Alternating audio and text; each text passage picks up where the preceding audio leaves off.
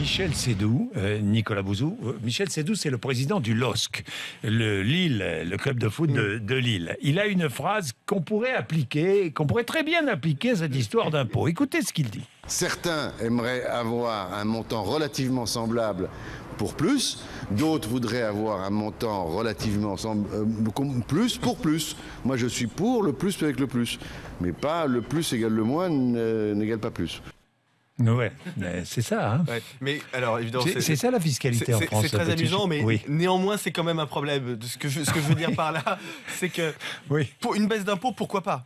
Pourquoi pas ? Ça pourrait avoir des éléments, ça pourrait être un élément un peu dynamisant pour la croissance. Mais pour ça, il y a deux conditions. Il faut que ce soit une baisse qui soit relativement importante. Or, en réalité, là, le gouvernement joue sur le nombre de contribuables qui seront concernés. Mais pour ces contribuables, ça va représenter 20 € par mois. Je ne dis pas que c'est rien, bien évidemment. Bien mais sûr. Chacun comprend que ça n'est pas suffisant pour relancer la croissance en France. Le deuxième aspect, c'est qu'il faut que cette baisse d'impôt soit considérée comme crédible, c'est-à-dire comme durable. Et c'est là où le bas blesse. C'est-à-dire que tout le monde comprend bien que c'est un geste qui est politique.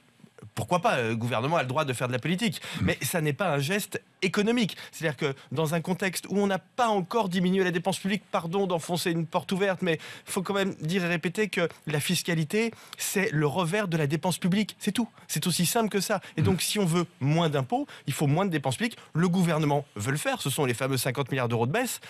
Pour l'instant, ça va être fait.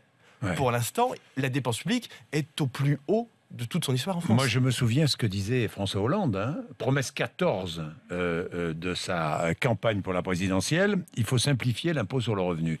On nous avait promis une grande réforme fiscale, on ne la voit pas venir. Non, ce qu'on vous avait promis, c'est en réalité la fusion de l'impôt sur le revenu et de la CSG. Et l'idée, il faut le faire. Était, bien sûr, si on garde les bonnes caractéristiques de la CSG, c'est-à-dire, je le répète, un bon impôt, c'est-à-dire un impôt qui rapporte de l'argent et qui est efficace. Parce que l'impôt sur le revenu, c'est pas celui qui rapporte le plus. C'est la TVA qui rapporte le plus.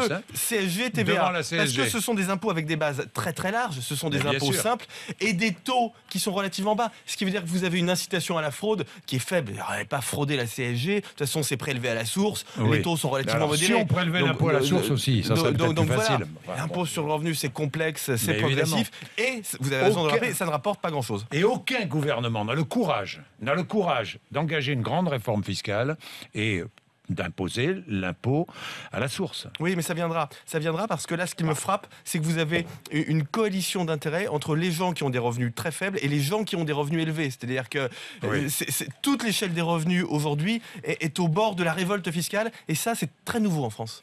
7h20, Nicolas Bouzou, passionnant. Merci. 7h20.